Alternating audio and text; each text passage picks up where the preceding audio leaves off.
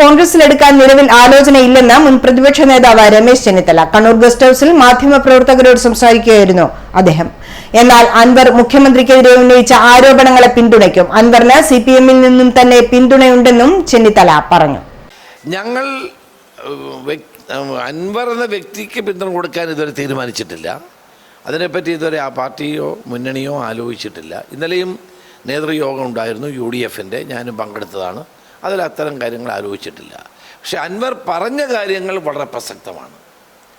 അൻവർ പറഞ്ഞ കാര്യങ്ങൾ കേരളത്തെയും ജനങ്ങളെയും ബാധിക്കുന്ന കാര്യങ്ങളാണ്, ഭരണത്തെ ബാധിക്കുന്ന കാര്യങ്ങളാണ്. അപ്പോൾ അതിനെ നിസ്സാരവൽക്കരിക്കാൻ സാധ്യമല്ല. അദ്ദേഹം ഉന്നയിച്ച കാര്യങ്ങളെ സംബന്ധിച്ച് വ്യക്തമായ അന്വേഷണം ഉണ്ടാകണം. വാസ്തവത്തിൽ ഒരു സിറ്റിംഗ് ജഡ്ജിയെ കൊണ്ട് അന്വേഷിപ്പിക്കേണ്ട കാര്യങ്ങളാണ് ഇപ്പോൾ പുറത്ത് വന്നിരിക്കുന്നത്. മാത്രവുമല്ല, BJPയുമായി വളരെ രഹസ്യമായ ധാരണയിലാണ് CPM ഇപ്പോൾ മുന്നോട്ട് പോയിക്കൊണ്ടിരിക്കുന്നത്.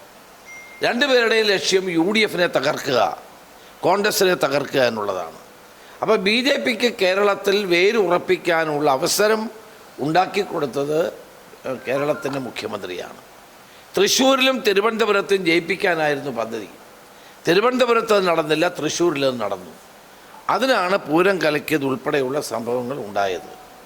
ഏതായാലും കേരള രാഷ്ട്രീയത്തിൽ വസ്തുതകൾ ഓരോന്നോരോന്നായി പുറത്തു വരുമ്പോൾ പരുങ്ങലിലാകുന്നത് CPM തന്നെയാണ്.